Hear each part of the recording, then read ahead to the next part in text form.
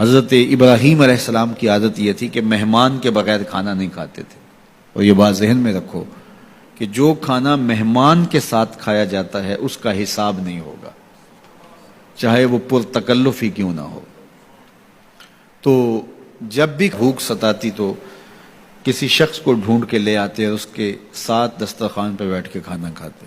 ایک دن ایک مہمان کو ڈھونڈ لائے اور کھانا تیار تھا تو کہا کہ اللہ کا مبارک نام لیجیے اور شروع کیجیے. اس نے کہا میں تو اللہ کو نہیں مانتا. تو کہا کہ میاں تیرا اور میرا رشتہ کیا ہے؟ میں تجھے اللہ کے نام پہ ہی تو کھلا رہا ہوں کہ تو اس کا بندہ ہے، اور اگر تو اس کا نام ہی گوارا نہیں کرتا تو پھر کیا باقی بچا؟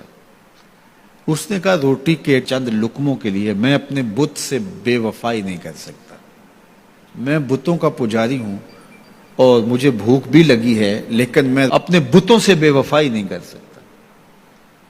تو حضرت ابراہیم نے فرمایا تو اتنا غیرت مند ہے، اپنے بتوں کے ساتھ تیری یہ وفا ہے، تو سن پھر میں بھی اللہ کے نام کے علاوہ تجھے ایک لقمہ نہیں دے سکتا. اس نے کہا کوئی بات نہیں، اٹھ کے چلا گیا. وہ چلا گیا تو جبریل آ گئے، رب کا سندیسہ دیا، ابراہیم تو نے میرا بندہ ناراض کر دیا. یا اللہ وہ تیرا بندہ تھا، تیرا نام لینا گوارا نہیں تھا. کہا ابراہیم اس کی عمر کتنی ہوگی؟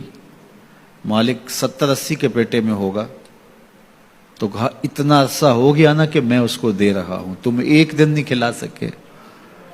اب ابراہیم علیہ السلام ان کو ڈھونڈ رہا، وہ پہاڑ چڑھ رہا تھا تو آواز دی او میاں آ جاؤ کھانا ٹھنڈا ہو رہا ہے. اس نے کہا آ جاؤں گا لیکن تمہارے رب کا نام نہیں لوں گا. کہا نہ لینا، آ جاؤ. آیا دسترخوان پہ بیٹھا، کھانا شروع ہوا تو کہنے لگا کہ پہلے تو بڑے غصے میں تھے، جلال میں تھے کہ رب کا نام نہیں لوگے تو کھانا نہیں دوں گا، ایک دم تبدیلی کیسے آ گئی؟ کہا اسی رب کا سندیسہ آیا ہے کہ مجھے بھی تو اتنا عرصہ ہوا کہ دے رہا ہوں، تم ایک دن نہیں دے سکے. تو اس نے کہا تیرا رب اتنا مہربان ہے تو مجھے بھی اس اپنے رب کا غلام بنا لے. تو جو اسے مانتا ہے اسے بھی دیتا ہے، جو نہیں مانتا تو یہ نہیں دھوکہ کھانا چاہیے کہ فلاں کے پاس رزق کتنا ہے اس لیے وہ اللہ کا مقبول ہے، فلاں تخت حکومت میں بیٹھا ہے اللہ کا مقبول ہے. یہ کوئی دلیل نہیں ہے. کتنے لوگ ہیں جو اس کے منکر ہیں، اس کے وجود کے منکر ہیں، لیکن اس کے باوجود ان کو اتنا عطا کرتا ہے. بلکہ فرمایا اگر تمہارا مجھے لحاظ نہ ہو تو کافروں کے گھروں کی سیڑھیاں بھی سونے اور چاندی کی ہوں، چونکہ ان کو سب کچھ دنیا پہ دے دیا جائے گا، آخرت میں ان کا کوئی حصہ نہیں.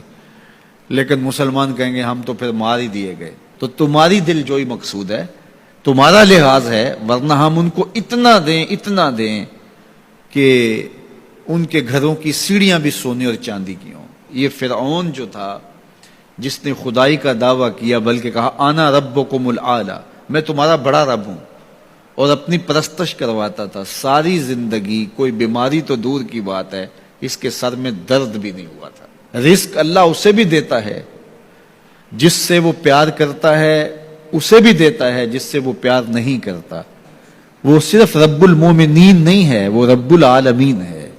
صرف مومنوں کا رب نہیں ہے، وہ تمام جہانوں کا رب ہے. لیکن دین صرف اسے دیتا ہے جس سے وہ پیار کرتا ہے، جس سے وہ محبت کرتا ہے. یہ بات ذہن میں رکھیے گا کہ اللہ کی محبت کی دلیل یہ ہے کہ آپ کو دین دے دیا گیا.